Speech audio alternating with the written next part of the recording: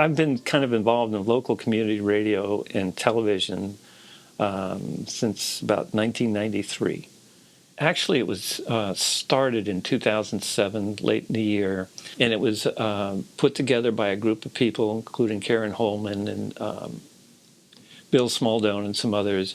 They started airing in December of 2011 over at the Heritage Center.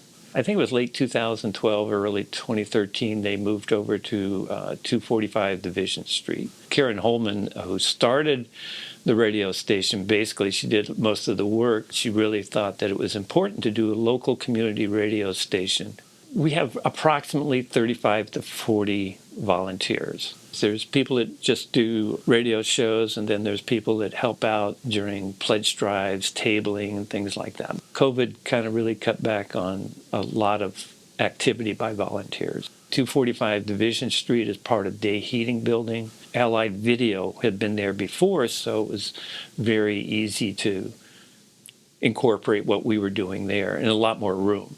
It was somewhat claustrophobic because there was no windows at all. There just was no light coming in from anywhere.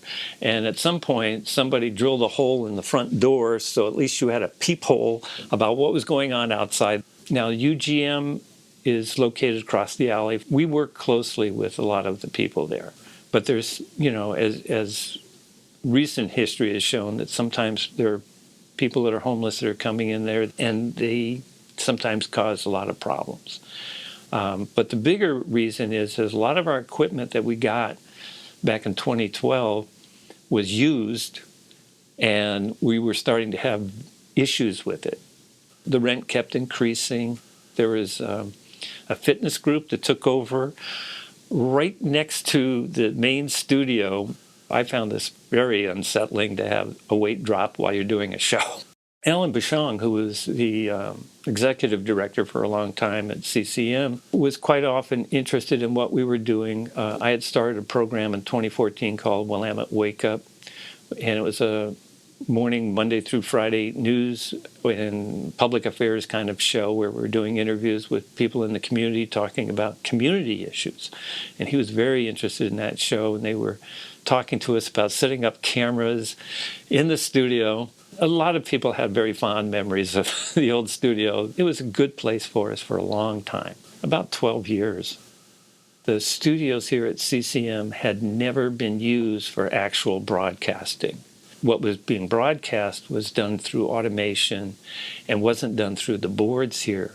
We can get music groups in here. We used to do that at the station, but now we can record the video as well.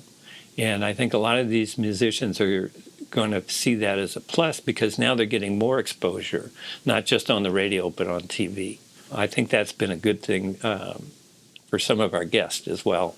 We have some underwriters and public entities that provide us some money, not a lot, and we have to do it with 3 pledge drives.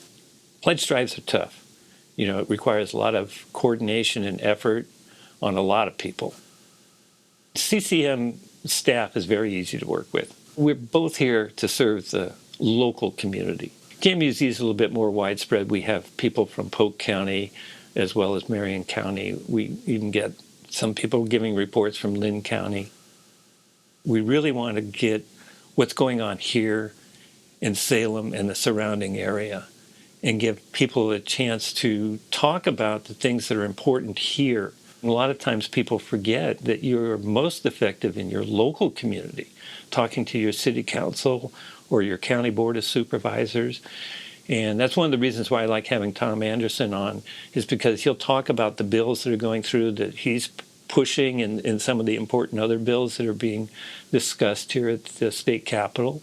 And I think that's important information for people to have. One of the things is trying to get people to take audience surveys about what they like about KMUZ, what they want to see more of. I think that'll help us because really what it gets down to is serving the public community that we have here in Salem. And so we need to know what they're thinking. You can always go to KMUZ.org and just see what shows are available. You can listen to any of our programs for up to 2 weeks.